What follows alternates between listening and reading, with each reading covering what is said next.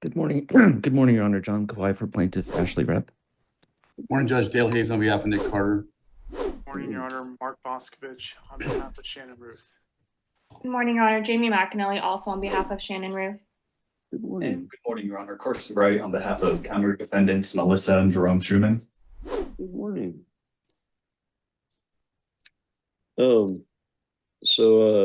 Mr. Carter's motion for 54B certification. So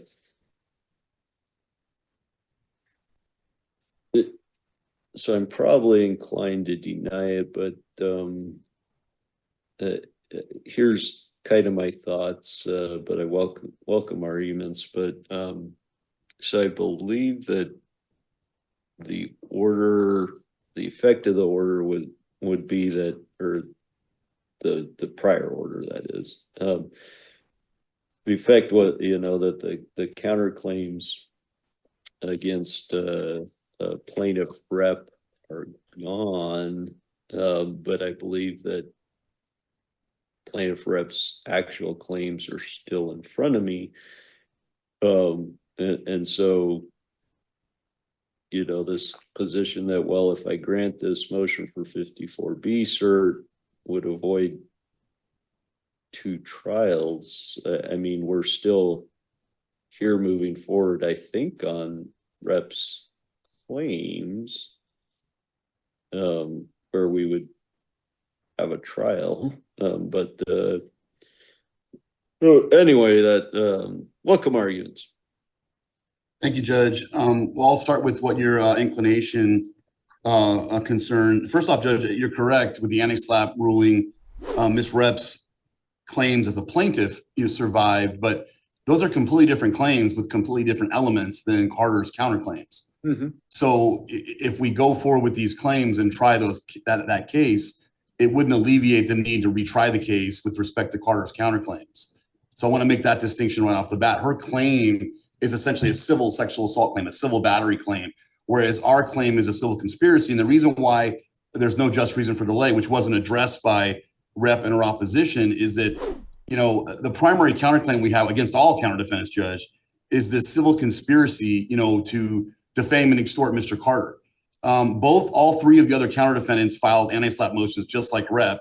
And as you know, the prior judge denied those motions, determined they withstood anti-SLAPP scrutiny. And not only that, Judge, the Supreme Court recently affirmed one of those rulings with respect to one of the counter defendants. So not only these claims intertwine, but they all involve one another. So I brought up judicial economy in the moving papers because if we're forced to discover and try this civil conspiracy claim against a portion of the counter defendants, that's where judicial economy comes into play. Because if we wait to do this appeal till the end of the case, we're going to have to relitigate all those issues with somebody who will essentially be a non-party with respect to those claims right now. And you run into all the telltale issues with that, Judge. Inconsistent rulings, inconsistent judgments, wasted resources, etc. So that's how I would address your inclination. These are completely different claims. And specifically, Judge, the ruling you made effectively dismissed all of Carter's counterclaims with respect to Rep with prejudice. It's a dispositive ruling. So it's not as if we have leave to amend or that we can bring these back in down the road.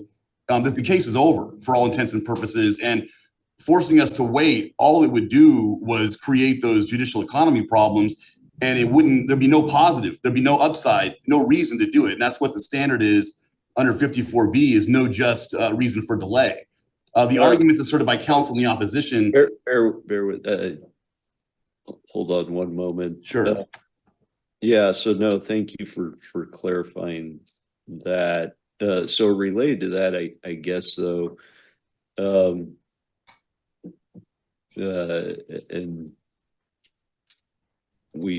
if I grant your motion, you would agree we're still moving forward on Rep's claims in the meantime, right? Or no? Absolutely. The automatic stay would only apply to our counterclaims while the appeal was pending. So yeah, we'd move forward right away with her plaintiff's claims, with her civil battery claim. Yeah. Okay. Yeah, we didn't mean to suggest otherwise. I don't know. I don't think you did. So okay. To be clear, I don't think you did. I don't think you did suggest otherwise. that was just a thought or concern that, popped into my mind. So no need for Understood, you. I think, Your Honor, in addressing your inclination, I kind of addressed the standard arguments, which is the reason why there's no just reason for delay. Just briefly, I do want to discuss the standard for a moment, because that was one of Rep's primary opposing arguments, is that we incorrectly stated the standard and that you need exceptional circumstances. And they cite to the Knox case for that proposition, which is completely incorrect. In fact, Knox supports us. They essentially cherry pick a quote from a footnote, Your Honor, that was commenting on the fact that the 54B certification was obtained ex parte in that case. The argument they made that you need exceptional circumstances or something special has to occur was specifically rejected 7 years later in the Mullen case, which we cited to. So they incorrectly fabricated this heightened standard we have to satisfy. They didn't define it and didn't provide any analysis on what no just reason for delay means under this heightened standard, but they just threw that out there. And again, of course, attacked Nick and called him a rapist, 8 times again, even though this is a purely procedural motion, Your Honor. The next argument they make is that we're trying to have you somehow correct a legislative oversight or error. That's completely incorrect as well. That was just a simple throw-in argument, Your Honor, to support our suggestion that, look, the law supports what we're the standard here, what we're trying to do. And what I mean by that, Judge, is that as you've been briefed on probably, ad nauseum in this case, Nevada models their anti-SLAPP statutory scheme on California's. And they're promulgated at different times and amended at different times, so they're not the exact same language, but California's scheme expressly provides the right to an appeal on the granting of an anti-SLAPP motion, which is what we have here. Ours doesn't have that express language, but it states that this is an adjudication on the merits. And that's kind of what, I'm not going to regurgitate all the arguments I just made to you, but that's why we cited that. We're not asking you to become the legislature of the Nevada Supreme Court here. So again, that argument was misleading and again, fails to address the standard. And that's why I argued EDCR 2.20, because they never really address the standard. They fabricate one. And their last argument, Judge, You'll have a rebuttal. Let's hear from the other. Okay. Thanks, Judge. Thank you. Thank you. Well, it makes a lot of sense that the Nevada legislature might not have made it a mistake by failing to make the appealability symmetrical, given that the entire purpose of the anti-SLAPP statute is to nip frivolous lawsuits designed to chill free speech in the bud, right? So it makes a lot of sense to, protect people who are exercising their free speech rights from frivolous lawsuits by making their losses of anti-SLAPP motions appealable and not the other way around. Here we have, I don't know what fabricating the, I wish counsel would have said in their moving papers what arguments they intended seriously and which ones were throw-in arguments. But, honestly, we have a very strong policy against piecemeal appeals. That's why the burden goes on the person seeking the 54B certification to, ask the court to use its discretion to make an express determination that there's no just reason for delay. Here, I don't know why counsel says that the claim and counterclaim are completely distinct.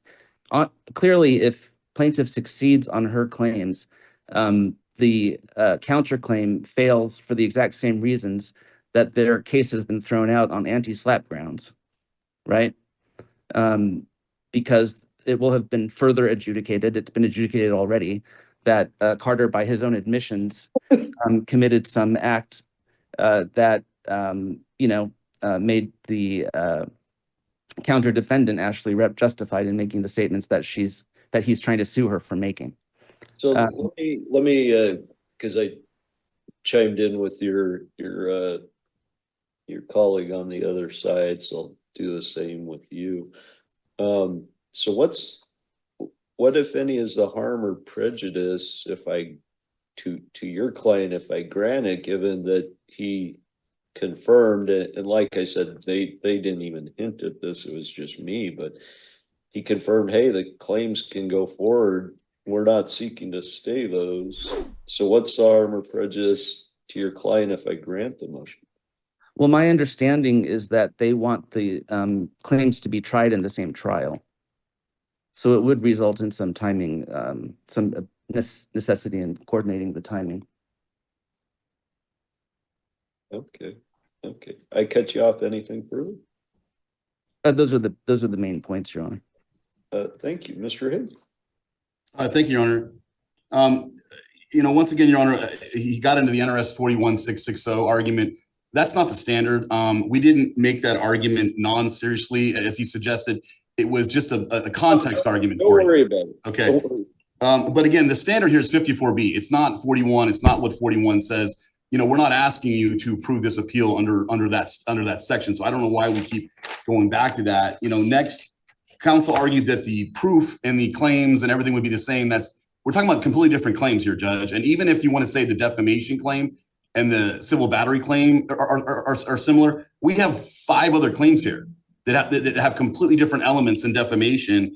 So the notion that trying their claims would substitute for us being able to assert our rights and exercise our due process is kind of absurd, Judge. And finally, you hit the nail on the head. That's what I was going to argue last. His final argument in his brief, and he didn't make it here. In fact, he said it was his strongest argument in his brief, was that he predicted that we would lose for sure on appeal, and suggested that because our appeal lacked merits, that was a basis for you to deny the motion under 54B. Now, of course, he cited no law on that and didn't explain how the merits of an appeal, can ever affect the right to seek appellate review, Judge. I mean, they would essentially abrogate the right to have an appeal if that argument were adopted, because no district court judge that entered a ruling is ever going to go, you know what? Yeah, I shouldn't have done that. I was completely wrong. I'm going to deny your right to appeal because I made the right, that wholly turns the right to have appellate review on its head. I don't know how else to argue that, at least not professionally, Your Honor.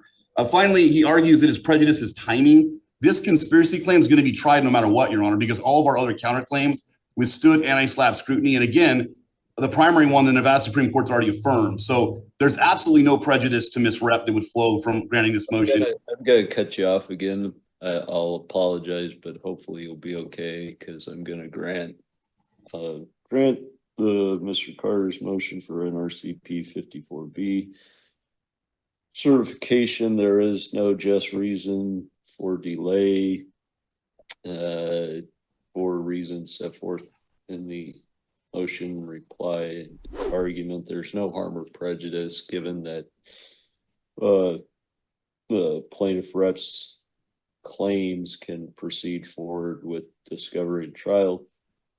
So include that reason in there as well.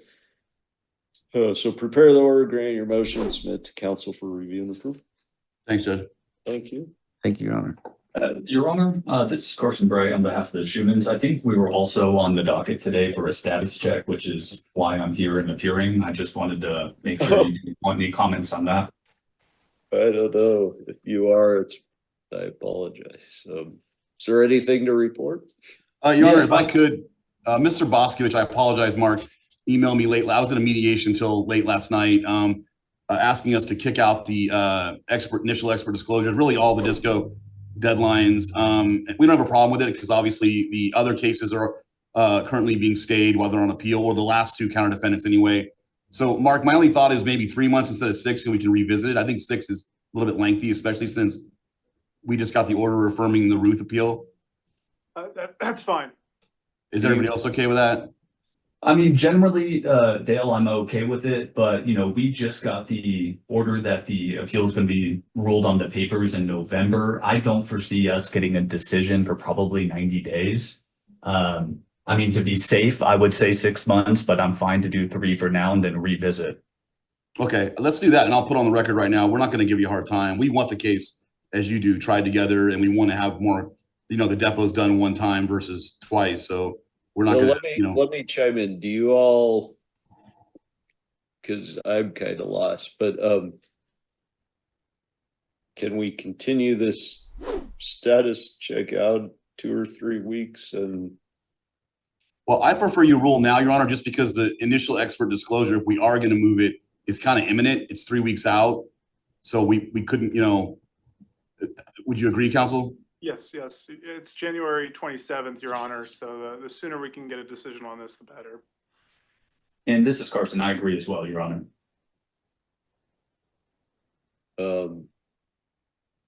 Let me find your docket.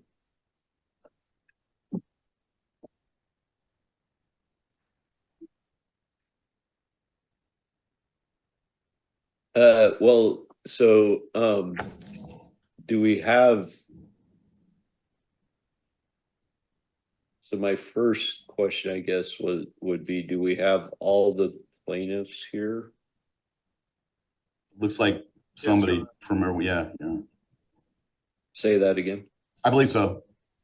Oh, okay. Okay.